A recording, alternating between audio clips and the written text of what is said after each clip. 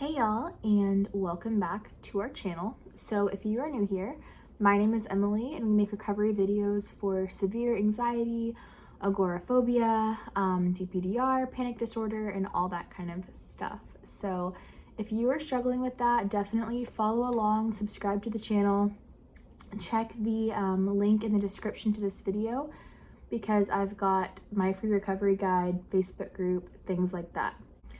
But what I want to quickly cover today is a question that I saw in my Facebook group and is honestly really important, and I get it in coaching all the time and I had it too, but it's how do you stop engaging with your intrusive thoughts or fears? So this can be a really hard one. I know for myself when I was struggling the most, I had a lot of the health anxiety, physical symptoms going on, which were really scary, panic, things like that, derealization. But the mental symptoms were hard because it made me feel like I was going crazy, right? And those were the ones where I felt like the health anxiety made me feel like I was going to die, and the mental intrusive thoughts, fears sort of thing made me feel like I was going to end up in a mental hospital, at best. So yeah, I want to talk about how to overcome that. So as far as intrusive thoughts and fears go, these are very common when the body is in a sensitized state. So this part that I'm about to tell you is by far the most important part when it comes to overcoming this, and it's learning why it's happening and understanding why these thoughts are happening in the first place. Because when you don't understand why they're happening, it makes it feel like it's you, right? These thoughts equal you. You are going crazy. They're going to escalate, they're going to come true, yada, yada, yada. But when you understand why they're occurring, it makes more sense. It doesn't necessarily make them completely not scary, because they do feel scary, but you understand them, and then I can teach you how to respond to them in a way that kind of stops the engagement and ultimately makes them go away with time.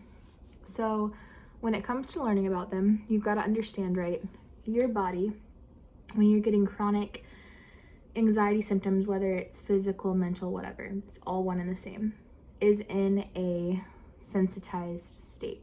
So this state can occur from something specific that happens that kind of tips the iceberg, like a virus or a car accident or childbirth or a surgery or whatever, trauma, or it can kind of be a result of compounding stressors, pace of life, pressure, etc., that build up over time and then eventually boil over.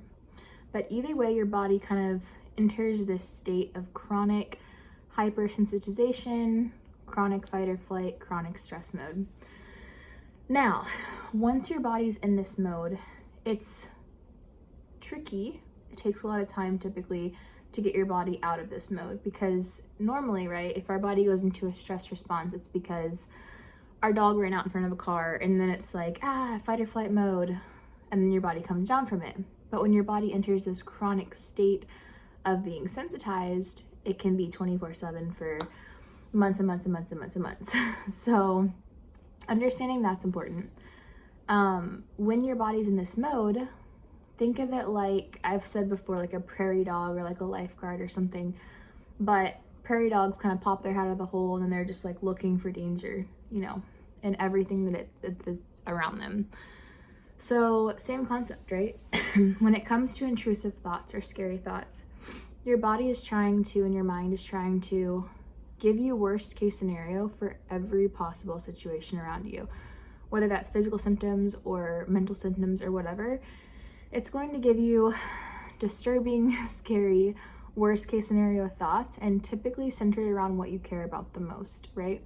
So whether it's your kids or your sanity or whatever, going crazy, think your faith, your religion, your belief, whatever, right?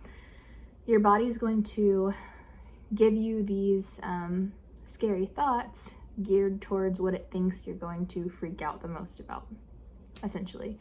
So understanding that first and foremost, why it's happening, body's in an anxious state, it's going to give you worst case scenario for everything. Now that can range from, I know for myself, when I was really, really sensitized, I would have thoughts about my kids, you know, what if, it's not even like, what if they, you know, trip and fall and break their leg? It's like, what if I break their leg? What if I go crazy? What if I do this? What if I do that?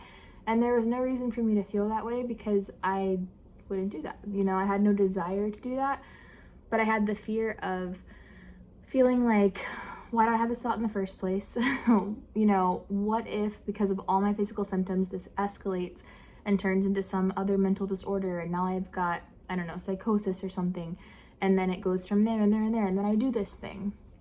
And so I was engaging deeply with these thoughts, and it can be stuff like that. It can be just like, you walk by your knife set and you're like, what if, you know, I go stab my family, or what if I stab myself, or what if I stab the cat, right? It's just like stuff that's not going to happen. And honestly, if I had these thoughts today, it would just kind of be like, okay, I wouldn't do that, move on, you know, like it wouldn't really scare me. But when your body's in this state of chronic fight or flight, everything's scary. Like there was a point where the air conditioning would kick on and it would change temperature around me, and I would have this feeling of panic, like, what was that? You know, like anything that changed would be scary. So understanding, again, you know, why this is happening, why this is scary is key. Now, part 2, and this is probably, you know, equally as important, is learning how to respond to these thoughts and fears and symptoms.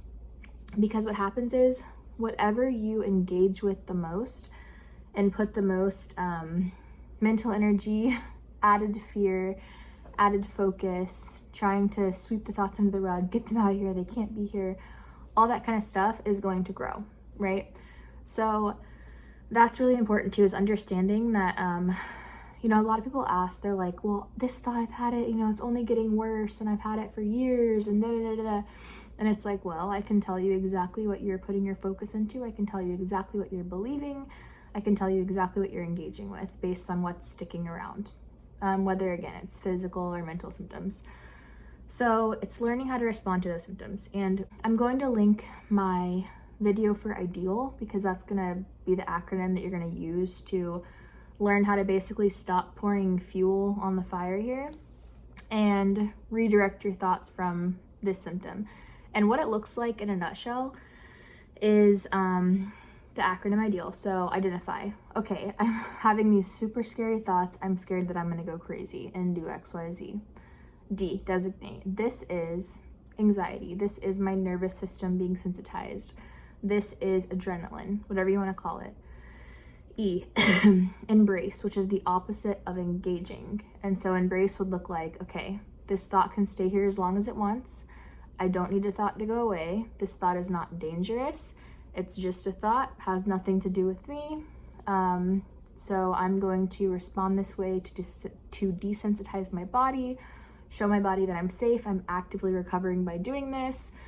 And then AL is address, task at hand, live your life. So basically move on and do something else.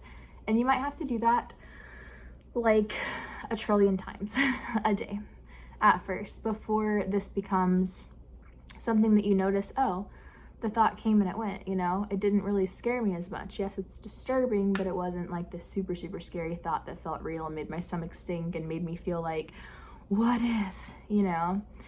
And then another video that I'm going to link is the 5F video, because that's essentially the opposite of ideal, and it's how you're engaging with these thoughts. And that can be adding fear. You're going to have that first level of fear pop up because adrenaline and it's scary.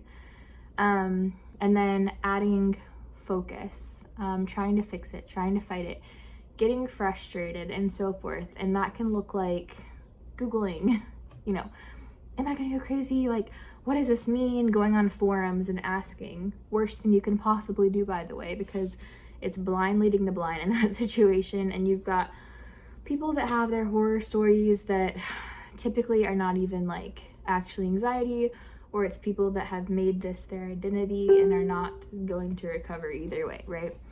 So basically that, you know, trying to constantly go to the doctor again and again and again and again and again to be sure that you're okay, seeking reassurance over and over and over again from friends, from family, from the internet, from YouTube videos, whatever, and not just sinking into, okay, this is my body, this is my nervous system being in overdrive. And as long as I am engaging with this and making this a thing and freaking out over this, this is going to be here at best, grow at worst, right? And when I say grow, I just mean the thoughts. Nothing's going to come of it if it's anxiety. But you get the point. So definitely check out those videos. Understand that as your body gets back to a baseline, this stuff will not be a thing for you. It won't be an issue for you. And just don't lose hope, right? And one more thing that I want to say too is there's a book that I really like. Well, there's two. One is Hope and Help for Your Nerves by Claire Weeks. That's a great one. The other one that I wanted to talk about though is by Craig Groeschel, and it's called Winning the War in Your Mind, and he's a pastor. And it's essentially the same concept as what I'm doing with Ideal, and it's kind of trying to do that, you know, rewiring of your brain and rewiring of your habits and your responses to things. And what he calls it is we get these ruts in our mind. And so the more that we think a thought, when you think of neural pathways, they basically become ruts, okay? And so think of like a truck driving in the mud and creating this rut. That is a neural pathway. So the more that you're engaging, the more that you're adding fear, the more that you're adding the habit of whatever it might be, the more that's going to become ingrained and become a rut. And so he calls it trenches of truth, that you replace with that rut. And that's essentially Ideal, right? It's reminding yourself, hey, here's what's really going on here. No need to engage, break the habit of engagement and move on. And what I like too is his book is biblically based. And so it's going to have a lot of really good biblical information in there. And something that you can do in addition to Ideal is having maybe like some sort of biblical truth that opposes this fear and this thought that you have, right? Because here's the thing. Will you go crazy? Will you get schizophrenia? Ultimately, like all of that's out of our control. Is it probable or likely? No, because anxiety doesn't turn into those things, right? It's different ball games. But understanding too that it's like, I am not in control of my life, my health, my mental health. I can do my best to steward my body, but God is in control. And the more that I learn to kind of put my trust in God, learn who God even was, you know what I mean? Like, why should I trust him? And look at some of those biblical promises and truths, that I was able to kind of lean into that and realize this is not a burden for me to carry on my shoulders. I am not created this way. Clearly, it's not working. You know, it's causing me so much stress, so much anxiety, panic, symptoms, physical ailments, the list goes on. This is not how I was created. And so Ideal is meant to kind of rewire your mind and transform your brain to get off of the negative and just go to like truth and go to positivity. And it's not false positivity. It's just simply choosing to realize what's productive and what's unproductive and going from there. So I hope this video helped. Check out the link in the description to this video because I've got again, the Free Recovery Guide, Facebook group coaching, and so forth. So thanks for tuning in, and subscribe if you're not already.